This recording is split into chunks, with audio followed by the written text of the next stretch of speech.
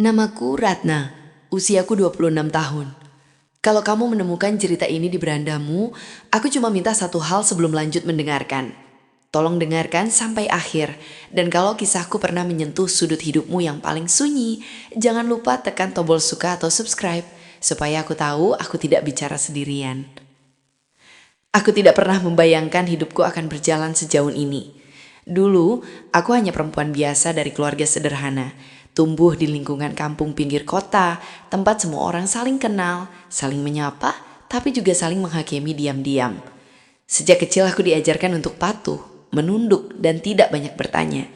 Ayahku buruh harian, ibuku ibu rumah tangga yang hidupnya habis untuk dapur dan utang. Aku, anak pertama yang sejak remaja sudah terbiasa menahan keinginan sendiri demi adik-adik. Aku kuliah bukan karena mimpi besar, tapi karena harapan keluarga. Aku ingin ada satu saja yang jadi sarjana, kata ibuku dulu. Kalimat itu seperti janji yang harus kutebus dengan apapun caranya. Aku kuliah sambil bekerja, berpindah dari satu pekerjaan kecil ke pekerjaan lain. Lelah sudah jadi teman harian, tapi aku bertahan. Karena aku percaya pendidikan bisa mengubah nasib. Sampai akhirnya aku menikah. Pernikahanku tidak seindah yang dibayangkan.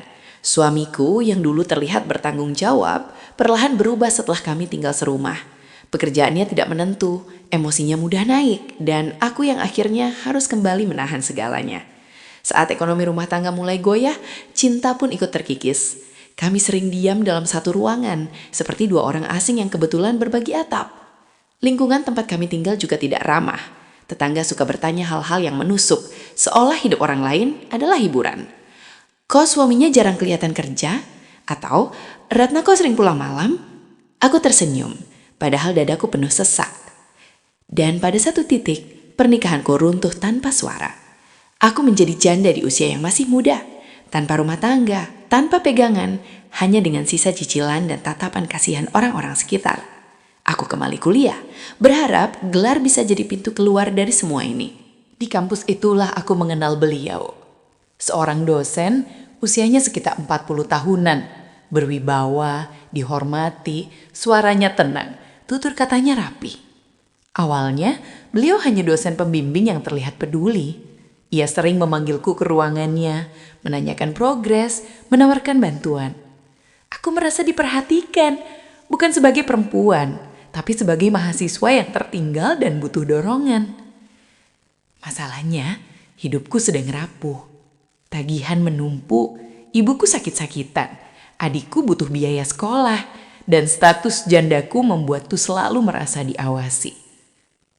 Aku mulai sering dipanggil ke ruangannya dengan alasan revisi, evaluasi, atau sekedar diskusi. Di sanalah tekanan itu pelan-pelan muncul. Kata-katanya mulai berubah, nada suaranya masih tenang, tapi kalimatnya terasa berat. Ia sering mengingatkanku tentang nilai, tentang kelulusanku, tentang masa depanku. Aku mulai merasa seperti berdiri di ujung jurang, sementara ia memegang tali satu-satunya. Aku ingin menolak, aku ingin berteriak, tapi hidup mengajariku satu hal yang pahit. Orang yang lapar sulit berbicara tentang idealisme. Tekanan batinku semakin menjadi. Setiap malam aku sulit tidur. Aku menimbang harga diri dengan kebutuhan hidup. Aku berbicara pada diriku sendiri, bertanya apakah aku masih perempuan baik-baik jika aku bertahan demi keluarga.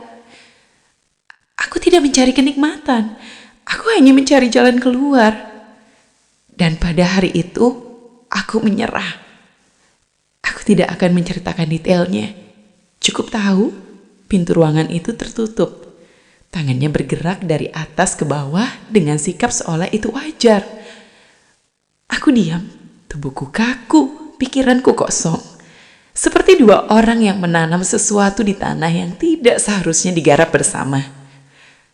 Ada sentuhan, ada nafas yang berat, ada waktu yang terasa berhenti. Anehnya, di tengah keterpaksaan itu, tubuhku bereaksi sendiri. Ada rasa yang membuatku semakin membenci diriku.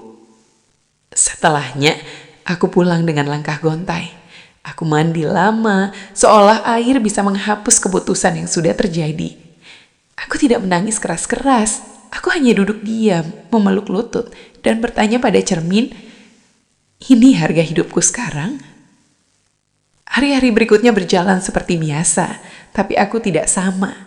Nilai kuliahku membaik, tekanan ekonomi sedikit longgar. Tapi setiap pencapaian terasa pahit.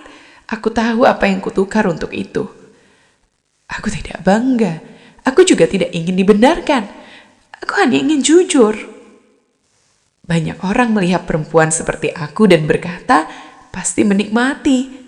Mereka tidak tahu bagaimana rasanya menjadi perempuan dewasa yang terpojok yang harus memilih antara kehancuran cepat atau luka perlahan. Aku tidak mengajak siapapun melakukan hal yang sama. Aku hanya ingin orang-orang, terutama pria dewasa yang mendengarkan ini, memahami satu hal. Kekuasaan bisa melukai tanpa suara.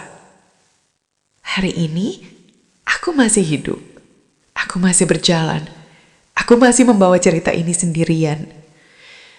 Dan mungkin dengan aku menceritakannya, ada sedikit beban yang terlepas.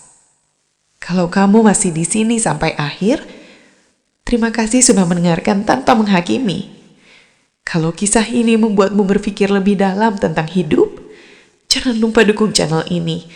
Karena di balik setiap suara, ada manusia yang sedang berusaha bertahan.